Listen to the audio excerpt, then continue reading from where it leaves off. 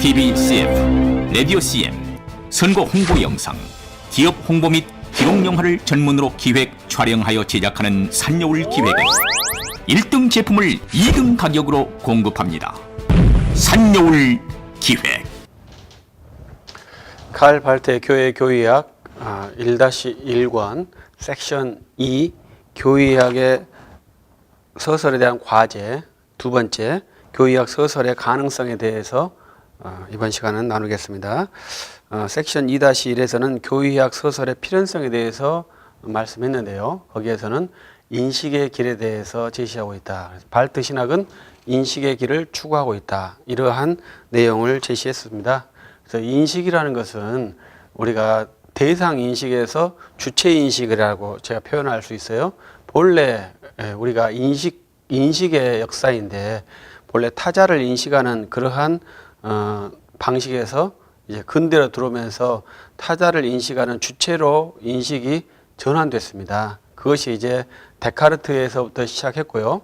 현대 철학에서는 그것이 거의 완성기에 들어왔고 이제는 이제 인식을 파괴하는, 그래서 내 자체를, 내 주체를 파괴하는 그러한 아주 무서운 시대까지 들어와 있습니다. 그래서 인식하지 못한다는 우리 인류의 과제가 얼마나 큰 도전을 주고 위협을 주는지 알 수 없습니다. 그래서 이제 우리 기독교는 인식하는 나와 인식하는 대상, 이 두 대상을 동시에 추구하는 그러한 과제입니다. 그래서 우리가 하나님을 인식할 수 있고 나를 인식할 수 있고 이 두 과제가 함께 일어나는 것인데 철학에서는 타자를 인식할 수 없기 때문에 타자를 인식하려고 하는 나를 인식하려고 했고, 나를 인식하려고 하는 나도 인식할 수 없기 때문에 나 자신의 인식할 수 있는 기능을 해체하는 그러한 아주 무서운 시대가 되었습니다. 그래서 그러면 이제 칼 발트는 1930년대 사람이어서 그때는 이제 어느 정도 인식이 가능하겠다고 돌입하는 그러한 시대이고요. 이제 그 후에 이제 70년, 100여 년이 지난 지금에서는 인식할 수 없다는 것이 확정이 되어서 이제 해체가 진행하고 있는 그러한 시대입니다. 그래서 왜 우리가 지금 이러한 인식 구조, 왜 이러한 사회 구조가 형성되는지에 대한 역사의 흔적, 인식의 과정을 칼 발트에서도 볼 수 있습니다. 그리고 이제 섹션 2-2에서는 이제 교의학 서설의 가능성에 대해서 말씀하고 이제 제시하고 있는데요. 여기에서는 이제 먼저 발트가 제시하는 특수하다, 이것에 대해서 말을 해야 할 것 같아요. 그래서 우리 교의학이라는 것은 특수하다, 특수한 영역이다, 특수한 기능이다, 이러한 표현을 발트가 씁니다. 그래서 이 특수하다는 것은 교회라는 한정된 영역을 제시하려고 하는 그런 의도가 있습니다. 그래서 이런 특수한이라는 단어 때문에 지금 현재 유럽 지역에서 발트 신학을 평가할 때 보수적이라고 평가를 합니다. 그래서 우리가 왜 발트 신학을 보수적이라고 하는데 한국에서는 그렇게 평가하지 않느냐 이렇게 했을 때 그 특수라는 이해를 잘 모르고 있다고 생각하고요. 유럽의 지경, 그러니까 교회와 사회의 경계가 무너진 유럽 사회에서 발트 학문을 봤을 때는 교회를 특수하게 지정하기 때문에 보수적이라고 볼 수 있는 것이죠. 그리고 이제 발트는 이제 전이해, 전제라는 것을 제시하는데요. 이것을 이제 교회 그리고 인간, 이 두 가지를 이제 전제로 제시하고 있습니다. 통상 정통신학, 우리 개혁신학에서 전제는 하나님의 계심이거든요. 하나님의 계심, 그리고 그 하나님께서 자기를 알리심을 기뻐하심, 이 계시거든요. 이것을 전제로 하는데 발트의 전제는 교회 그리고 인간, 이렇게 생각한다면 이 발트 신학의 전제와 정통 신학의 전제가 상당히 다르다는 것을 알 수 있습니다. 그러나 이제 어떠한 인간에게 가치를 두지 않는, 어떠한 지식도 가치를 두지 않는 그러한 것이 발트에 있기 때문에 마치 그 전제가 없는 것처럼 느껴지지만 발트는 현재 있는 교회와 인간에 대해서까지는 부정하지 않습니다. 그래서 우리가 영화를 보면 이제 매트릭스라는 영화가 대표적인데요. 내가 나를 현재 인식하고 있는데 이 인식이 옳은가? 이러한 질문까지 하거든요. 그래서 내가 있는 현재 인식까지도 허상으로 생각하는 그러한 아주 독특한 의식 체계가 우리에게는 있습니다.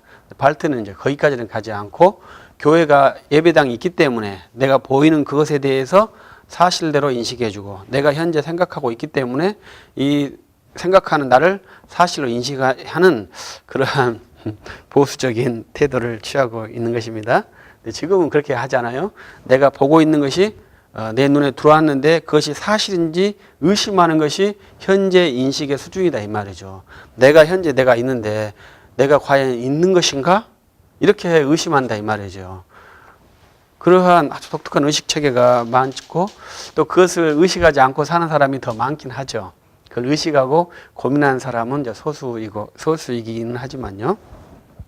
그래서 이러한 것을 의식하는 것이 인간에게는 가장 중요한 것이거든요. 인간은 의식을 하는 존재거든요. 그래서 내가 있다, 내가 없다, 내가 있기 때문에 기쁘고 내가 없기 때문에 슬프다. 이렇게 기본적으로 의식을 하면서 살고 있습니다. 그래서 발트는 이제 특수한 영역에서 일어나는 학문 과정으로 제시하고 이 학문이 교회에서 일어난다. 교회라는 현재 존재에서 일어난다. 그래서 필연성과 가능성. 교회라는 존재가 있고 거기에서 하나님에 관한 말, 설교가 진행되는 한 계시가 발생될 필연성, 가능성 이것이 있는 것이고요. 그래서 인간은 본래 인식을 추구하는 그러한 필연적인 존재이고 그 인간이 교회라는 공간에 들어가면 거기에서 무엇을 인식하겠느냐? 하나님이라는 존재를 인식한다. 이러한 이제 가능성에 대해서 개방을 시키는 겁니다. 그래서 발트의 이번 그 챕터에서는 상당히 어려운 표현들이 몇 가지 있더라고요. 거기에서 이제 존재론적으로 존재한다. 그다음에 실존이다. 실존과 존재란 말에 대해서는 아직까지 저는 이해를 못하고 있습니다. 그러나 현대 철학에서 이 실존과 존재에 대해서 깊이 다루고 명확하게 구분을 시켰어요. 그래서 내가 존재하는 것과 내가 실존하는 것이 다른 거예요. 그래서 이러한 갈등이 발트의 글에도 있습니다. 그것을 누가 명쾌하게 설명해 주는 철학도가 있다면 좀 더 재미있겠다. 이러한 생각이 있고요. 그리고 분명한 것은 내가 현재 내 존재, 내 실존 이 두 개가 차이가 있는 것입니다. 그러나 우리가 내가 인간이 이제 교의학이라는 학문을 할 때 내가 처음에 인간은 교의학 밖에 있었다. 이러한 것을 설정해 주는 것이 발트에게는 상당히 독특한 설정입니다. 나중에 또 말씀을 드릴 수 있습니다만은 이것은 칼 발트는 연속성이라는 것을 둘 때 저 같은 사람은 1세기 교회에서부터 21세기 교회를 연속성을 둡니다. 그러나 칼 발트는 1세기 교회와 21세기 교회를 교회는 연속성으로 보지만 그 안에 사상은 연속적으로 보지 않거든요. 그러나 그 교회 안에서 인식하는 인간을 연속성으로 봐요. 그러니까 그것이 상당히 재밌는 발상이죠. 그러니까 저 같은 사람은 1세기 사도행전 2장에 형성된 복음의 가치가 지금도 그대로 유지되고 있고 되어야 한다. 이렇게 주장하는 사람인데 칼 발트는 1세기에 이해했고 설교했던 그 내용과 21세기 교회에서 설교한 내용이 같으면 안 된다. 이러한 주장이에요. 그렇기 때문에 이러한 내용이 존재와 실존의 차이가 되겠죠. 그래서 1세기 인간도 있었고 21세기 인간도 있었는데 이 두 개의 인간은 같지만 안에 있는 내용은 다르거든요. 그래서 어떤 것이 더 정확하냐 했을 때 발트의 신학은 현재 인간이 이해하는 것이 가장 정확하다. 이렇게 주장을 하는 것입니다. 그래서 거기에서 이제 교의학 밖에서 있는 인간이 교의학 안으로 들어오는 그러한 과정을 제시하기 때문에 이것은 모든 인간에게 개방된 교회를 말해주고 있는 거예요. 그래서 이것은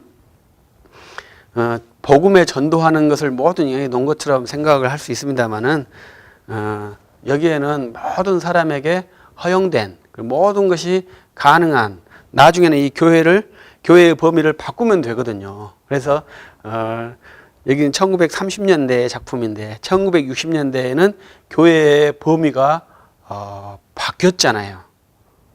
교회의 범위가 지금 바뀌어가지고 이 지구 전체를 교회로 보려고 하는 그러한 성향이 있습니다. 그래서 이 교회 안에 있는 모든 것이 이제 지구라는 것이 뭐라고 생각하냐면 하나님 안이라고 생각하는 것이죠. 그리고 하나님 안에 있는 모든 환경을 하나님의 교회 이렇게 생각을 하면 교회 우리가 생각하는 이 교회와 이 하나님 안에 있는 모든 공동체가 다른 것이 되는 것이죠. 그래서 이 교회라는 개념이 얼마나 중요한지를 또 이해하면 좋을 것입니다. 바르트에게는 그 개념의 시작점이에요. 그리고 이것이 1960년대에 로마교회 바티칸 공회의를 통해서 확정이 되거든요. 종교다원주의로. 그리고 지금은 종교다원주의가 결정이 되어 있는 그러한 상태입니다.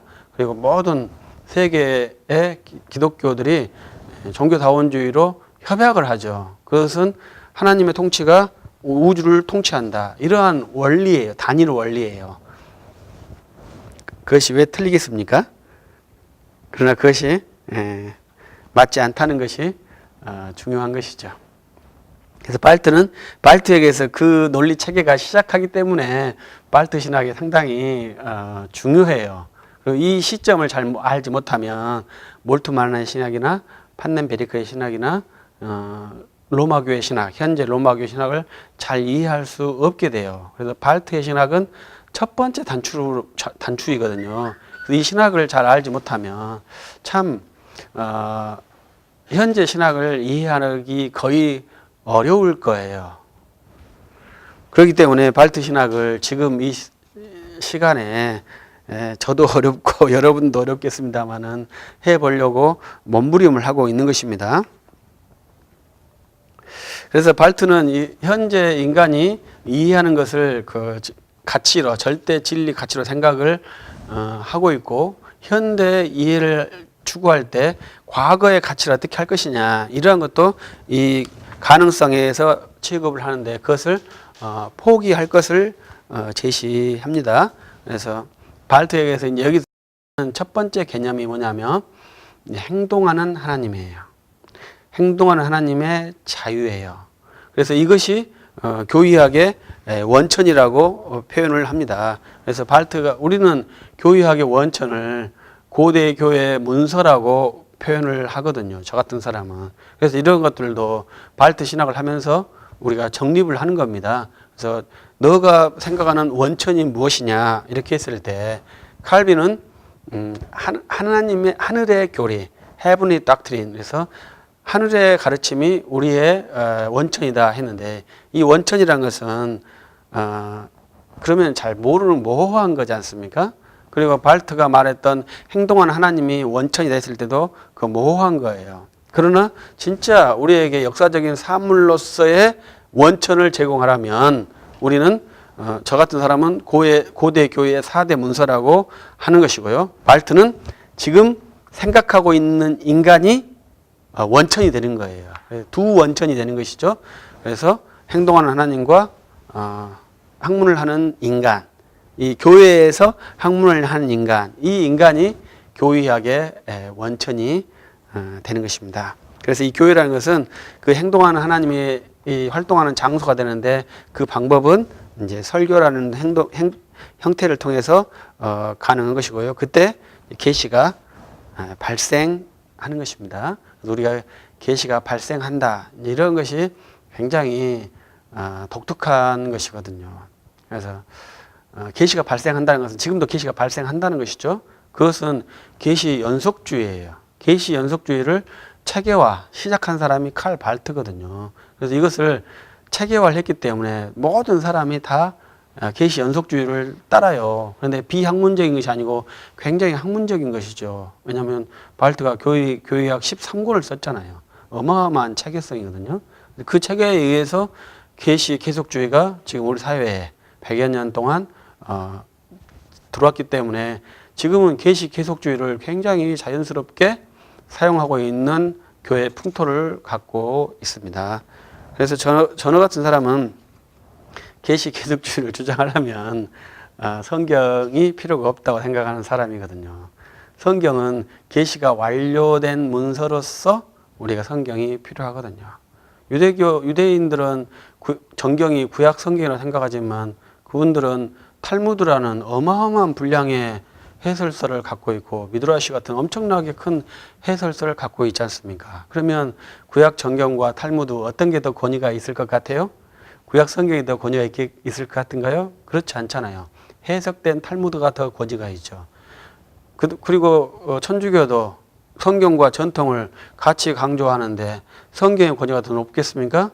그렇지 않죠. 최근에 일어나는 교황의 교범, 공의의 교범이 더 높아요. 성경보다. 성경은 1세기의 규범이잖아요. 그러나 1962년, 65년 바티칸 공회에서 말할 때 최신 공회의 결정이 더 옳은 겁니다. 이것은 법 원리에서도 마찬가지예요. 우리가 옛날 법과 현재 법이 있으면 신법을 항상 우선하지 구법은 우선하지 않거든요. 그래서 우리가 계시가 연속된다 했을 때는 구계시, 구법은 다 무시해야 되죠. 그래서 우리 성경도 마찬가지죠. 성경도 신약 성경만 있으면 되겠죠. 그런데 왜 우리는 구약 성경을 함께 가지고 있겠습니까? 그것은 구약 성경과 신약 성경이 동일하다는 것을 우리가 고백하는 것이거든요. 그러니까 예수님의 계시와 예수님이 오시기 전 그 계시도 동일한 권위를 가지고 있다고 고백하기 때문에 구약 성경을 가지고 있는 거예요. 그래서 발트에는 그러한 계시가 발생한다는 것 주장을 하죠. 그래서 발트는 이제 저 같은 말 똑같아요. 그러면 성경이 필요가 없기 때문에 이렇게 말하는 거죠. 성경도 되고 설교도 되고 하나님이 원하시는 방식으로 자유롭게 한다. 그러면 성경도 필요하게 되는 것이거든요. 그래서 발트에게는 성경과 설교가 함께 들어오게 되는 것이죠. 그래서 발트에게는 이제 여기에서 행동하는 하나님이라는 것은 계시가 발생한다는 것과 동일하게 돼서 계시 연속주의가 여기에서 처음으로 들어오고요. 계시가 연속되기 때문에 교회학 서설이 교회학이 가능하게 됩니다. 왜냐하면 내가 이제 교회학을 발생시키는 그러한 계시를 수납하는 하나님의 뜻을 탐구하는 그러한 계시 수납자, 계시 탐구자가 되는 것이거든요. 그리고 발트에게서 재밌는 표현이 존재 유비를 거부한다. 이러한 표현이 있거든요. 그래서 많은 이제 발트 비평가들이 그래서 발트가 존재 유비를 거부하기 때문에 존재 유비를 거부하고 믿음의 유비라는 말을 쓰거든요. 이제 다음에 그 나옵니다. 그러니까 상당히 좋은 것 아니냐. 우리가 존재 유비를 쓰면 안 되고 믿음의 유비를 써야 되지 않느냐. 이러한 찬성적인 견해를 내는 분이 있습니다. 그런데 발트가 존재 유비를 거부하는 목적이 있어요. 그 목적은 뭐냐면 고대 교회의 거의 모든 가르침이 존재 유비를 근거해서 만들어졌거든요. 그러면 이 존재 유비를 거부할 때는 고대 교회가 쌓았던 모든 신학 자산을 이미 자산으로 처리하려고 하는 그런 세팅이에요. 그 말을 하는 순간 자기도 똑같이 발트가 유도하는 함정에 방에 들어가 있어요. 그래서 그 사람들 똑같이 모든 것을 다 재고해 보아야 한다. 이렇게 생각을 해요. 그래서 고대 교리 중에서 가장 취약한 것이 저는 네스토리우스라고 생각하거든요. 그래서 네스토리우스에 대한 연구가 의외로 많아요. 네스토리우스는 마리아를 그리스도의 어머니라고 주장한 사람이죠. 키릴리우스는 마리아를 하나님의 어머니라고 주장했어요. 그러면 이 두 주장에서 공교회의 결정은 마리아는 하나님의 어머니다. 이렇게 결정을 했거든요. 그리고 마리아는 그리스도의 어머니다. 이렇게 말하는 것을 이단으로 결정을 했어요. 그러니까 지금 생각했을 때 연구자들이 왜 마리아가 그리스도 어머니가 맞는데 왜 그랬을까? 이것은 공교회가 잘못했을 것이다. 이러한 의견이 상당히 많아요. 그러면 그것이 이제 믿음의 존재 유비를 통해서 만들어졌기 때문에 잘못되었을 것이다. 이렇게 추정해서 고대 교리를 공격하는 거죠. 흠집을 내는 것이죠. 흠집을 내면 이제 점차적으로 고대 교리에 대해서 무력화시키는 거죠. 고대 교리를 없애는 거예요. 그리고 새로운 교리 체계를 만드는 것이죠. 누가? 내가, 나 당사자, 인간 실존, 모든 개인 실존이 만드는 거예요. 그것을 이제 가능하게 하는 구조를 발트가 형성을 시켰어요. 그것을 자유주의 신학 때는 하고 싶었거든요. 그러나 그것을 체계화하지는 못했어요. 그러나 칼 발트는 그것을 체계화한 그러한 사람입니다. 그래서 발트는 이러한 표현으로 책 71쪽에 보면 왼쪽에는 현재 현존한 연속에서 발생할 것, 그다음에 실존적으로 발생한 것, 그다음에 오른쪽에는 현재 실존이 발생한 것, 이 두 개의 가치를 놓고 변증법적으로 인식하는 것을 제시했어요. 우리가 전편에서는 정통과 이단도 변증법으로 제시했지 않습니까? 지금에서 변증법은 과거에 존재했던 그러한 가치들, 그리고 현재 내가 발생시키고 있는 가치들, 이 두 개의 가치를 가지고 있을 때 바른 가치는 과거의 것을 버리고 현재의 것을 취하는 그러한 것을 발트가 제시한 겁니다. 그래서 발트의 신학에는 그러한 과거의 산물들 모두를 제거시켜요. 그러니까 고대교회, 칼빈, 고대교회, 중세교회, 칼빈, 루터까지의 모든 신학 가치를 다 무력화시키는 거예요. 그래서 고대교회는 존재 유비를, 그 다음에 중세교회는 교회 믿음 체계를 가지고 했기 때문에 이러한 것은 바른 우리의 탐구에서 제거해야 될 사물이고, 현재 내가 자유로운 행동하는 하나님에 의해서 발생하는 계시를 통해서 형성하는 것을 추구해야 한다. 이렇게 제시를 하는 것입니다. 그래서 이 교회를 순수 행위라고 제시를 했어요.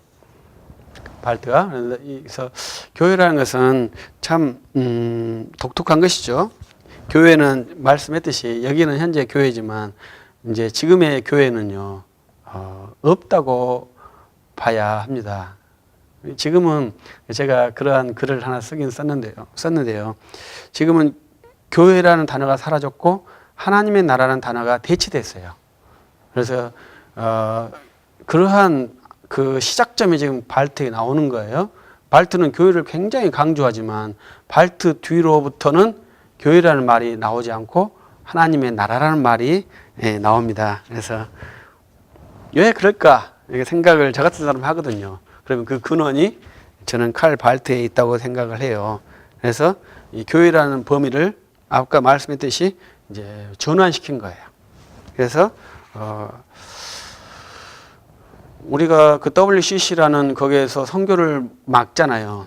선교를 막는 이유가 그들은 선교가 모든 형태가 다 교회이기 때문에 선교할 필요가 없기 때문에 막거든요. 다 교리적인 체계에 의해서 막는 거예요. 우리는 복음을 반드시 전도해야 할 그런 사명을 가지고 예수 그리스도의 복음을 증거하는 것이고 이것이 교회다 이렇게 생각하는데 모든 전 세계가 교회고 전 세계 안에 있는 모든 인간이 다 하나님의 뜻대로 움직인다면, 그리고 그들이 더 우리보다 착하게 살고 있다면, 그들이 더 우리보다 행복한다면 우리가 복음을 전할 필요가 없고 오히려 그들에게서 그 행복 에너지를 받아와야 되고 그들의 도덕적 윤리적 삶을 우리가 본받아야 되지 않겠습니까? 그러한 설득, 그러한 도전이 가능한 것이죠. 그래서 이제 그 당시는 이제 신학이 바뀌려고 하는 시대이기 때문에 이 교회를 순수 가치로 주장을 해요. 그래서 이 교회에서 하나님의 자유로운 행동이 실현되죠. 설교를 통해서. 그리고 그 설교를 들으면서 이제 그 하나님의 계시를 발생시키는 그러한 일을 하고 그 설교를 통해서 하나님이 온다가 아니고 자유롭게 오는 것이고요. 근데 이렇게 하다 보니까 문제점이 하나 발생했어요. 그것은 뭐냐면 하나님이 오면 교회에서 설교는 다수의 내용이 예수라는 것이 들어가 있는데 그러면 이 교회와 예수를 어떻게 할 것이냐 이러한 것이 발생을 합니다. 그래서 이제 71쪽에 보면 이제 교회와 예수의 관계를 설정을 해요. 그래서 발트의 가장 특징은 발트의 책에 엄청나게 예수 그리스도라는 말이 많이 나옵니다. 그러나 예수 그리스도가 무엇인지에 대한 설명은 없는 것 같아요. 그러면 여기에서 이제 발트가 은혜는 무엇이냐? 하나님께서 우리에게 오심이라는 것을 은혜라는 개념으로 만들었어요. 근데 저 같은 우리의 이 과정에서 은혜는 첫 번째가 죄 사함이다. 이렇게 말을 했거든요. 그래서 이 자기에게 이 은혜 개념이 있어야 돼요. 그래야만이 칼 발트는 하나님께 우리에게 오시는 것을 은혜라고 말하는구나. 나는 예수 그리스도의 피로 죄 사함을 은혜라고 말하는데 같은가 다른가? 저는 이제 같다고 생각하는 것이죠. 어떤 사람은 그렇게 개념화를 시켰으면서도 같다고 말할 수도 있어요. 그러면 왜 같은지, 왜 다른지 이것을 설명하는 것이 학문입니다. 그래서 이런 것을 할 수 있다면 정말로 멋있는 그리스도인이 되겠죠. 우리 대한민국이 이제 그러한 학문 수준으로 간다면 이제 정말로 멋있는 나라가 되겠죠. 모든 사람의 사상이 자유로운 그러한 나라가 될 수 있겠죠. 그렇게 하려면 기초 학문이 굉장히 튼튼해야 합니다. 자기 고집을 주장해서는 안 돼요. 교회에서 그런 현상이 발생하잖아요.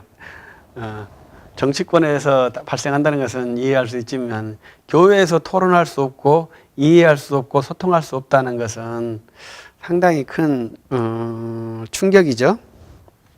그것은 학문 훈련이 많이 되지 않았기 때문에 그렇고 인격 훈련이 많이 되지 않았기 때문에 그렇습니다. 그런데 이제 발트가 표현하는 재미있는 표현이 있어요.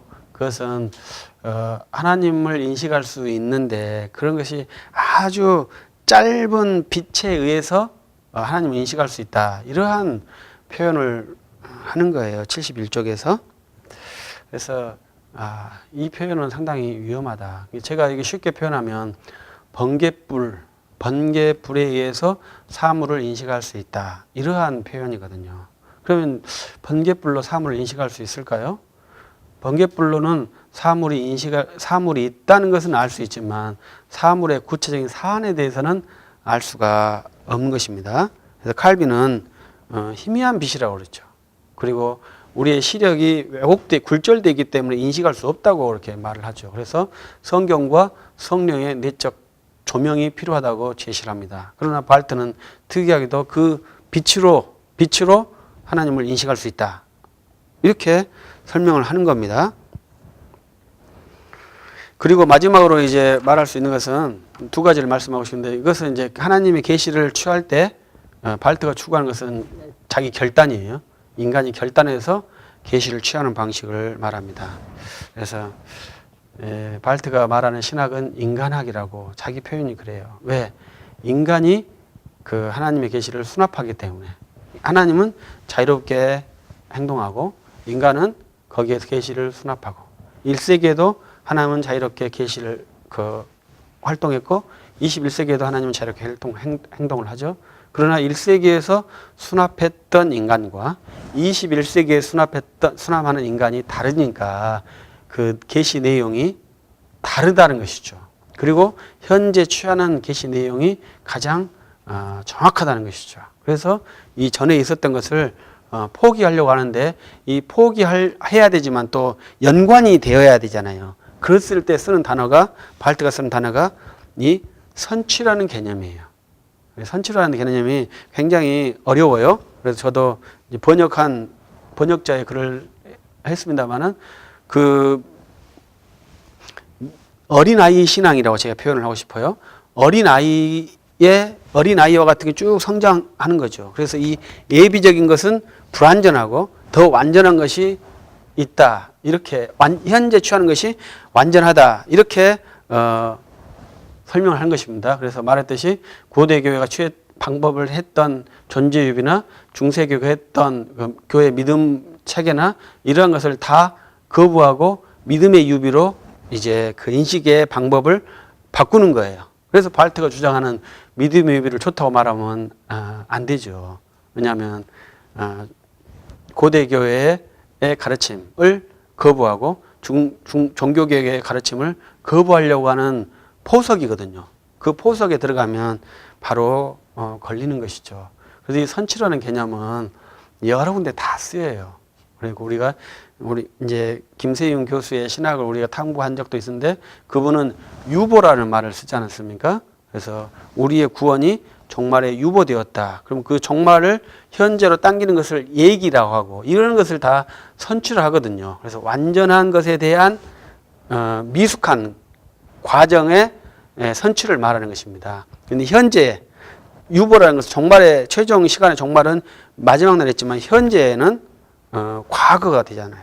그래서 이제 김세윤 교수 신학은 1970년대 신학인데 그때만 해도 이제 미래 신학이 나온 거예요. 몰트만 신학이 나올 때니까. 그래서 지금은 미래까지 다 돼 있잖아요. 근데 바르트의 때는 현재가 중요한 거예요. 그래서 현재에서 과거를 봤을 때 과거의 사물을 선취적인 개념으로 선취적인 가치로 인정하는 거죠. 그래서 선취적인 가치라는 것은 빼야 되는 거예요. 왜냐하면 지금 현재 가치가 완전한 거거든요. 그럼 과거에 했던 결정이 뭐예요? 삼위일체의 가르침, 그 다음에 그리스도의 양성교리에 대한 가르침, 이신칭에 대한 가르침, 이러한 것들을 다 선취 개념으로 해서 미숙한 것으로 빼버리고 이제 더 완전한 하나님의 자유, 그리고 내가 계시를 수용할 수 있고 계시를 탐구할 수 있고 계시를 탐구해 가는 그러한 교의학 체계로 전환을 확정한 겁니다. 제가 발트 강연할 때마다 말해요. 이것은 순수한 개인의 견해입니다. 학자들하고 연구한 것도 아니에요. 여비스하고 둘이 연구한 산물이에요. 이러한 산물하고 우리 공교회의 산물은 수많은 학자들이 교회 지도자들이 모여서 기도하면서 연구하고 결정했던 산물하고 이 개인이 연구했던 산물하고 이 가치를 비교할 줄 알아야 됩니다. 그래서 발트의 신학이 정말로 탁월했다고 할 수 있겠죠. 그러나 그의 신학은 개인의 산물입니다. 기독교는 공적 가르침을 취한다고 그래요. 그 공적 가르침이라는 것은 다수의 교회의 지도자들이 다수가 합의한 그러한 가르침을 취하는 거예요. 그래서 개인의 가르침을 취할 때는 상당히 주의를 해야 하고요. 그런 것을 표현할 줄도 알아야 됩니다. 그래서 발트는 교회의 서설의 가능성을 추구할 때 인간이 하는 과정, 인간이 어떻게 내가 해야 할 것인지에 대한 것을 세우고 있습니다. 그래서 이 교의학은 인간학이다. 인간이 하나님의 계시를 취하고 인간이 하나님의 계시를 규정하는 것이고 1930년대의 인간이 지금은 21세기 인간이 결정하는 그러한 것이 진짜 더 옳다. 이렇게 표현을 하는 거예요. 그래서 이것은 신학에서 상당히 중요한 과제거든요. 그래서 고대의 가치를 진리 가치가 불변하는가? 진리 가치가 변화하는가? 발트는 당연히 변화해야 된다. 변화하지 않는 것은 비기독교적이다. 이렇게 표현을 합니다. 그래서 바르트를 읽을 때나 바르트를 읽어서 여러분들의 사고체계, 의식체계, 세계 역사를 보는 체계, 이러한 체계를 잘 확립해 간다면 즐거운 대화를 할 수 있는 그러한 학문과 인격 훈련이 될 것이라고 생각을 합니다. 이상으로 발트의 교회 교의학 1-1 섹션 2의 2 교의학 서설의 가능성이었습니다. 마칩니다. TV CM, 라디오 CM, 선거 홍보 영상, 기업 홍보 및 기록 영화를 전문으로 기획, 촬영하여 제작하는 산여울 기획은 1등 제품을 2등 가격으로 공급합니다. 산여울 기획.